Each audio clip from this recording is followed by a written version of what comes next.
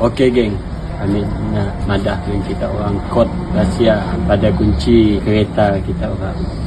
Kami tahu masih banyak lagi yang belum tahu tentang kod yang ada pada kunci kereta kita orang.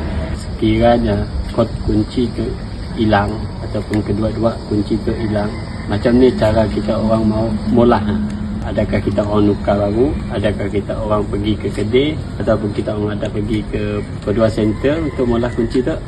Untuk kod tu, untuk kita orang nak menjimatkan kos kita orang perlu buat kod tu pergi kedua center ataupun kedai kelak setidaknya akan setting baru kunci kereta kita yang hilang.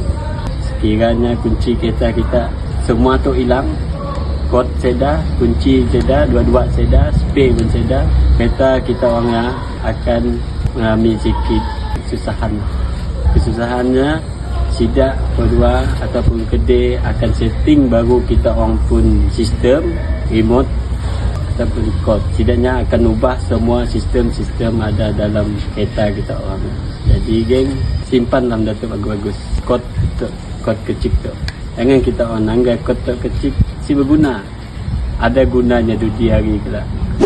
Untuk kos kita orang tadi geng, kereta kita orang dah siap pakai, kod kita orang seda, kunci kita orang seda, kita orang akan belanja besar lah dengan kos yang tinggi. Kami sure kami belum hilang lagi geng, kunci tu belum hilang, kod tu belum hilang. Kami ada dengar orang madah dalam 1,000 ke atas, 1,000 ke bawah, 2,000 ke atas ataupun 500 pun ada geng. Kos molah tu aja, tidak akan tukar setting baru, tidak akan reset baru. Kita orang memang dapat kunci baru dengan kod baru. Simpanlah benda alah tu.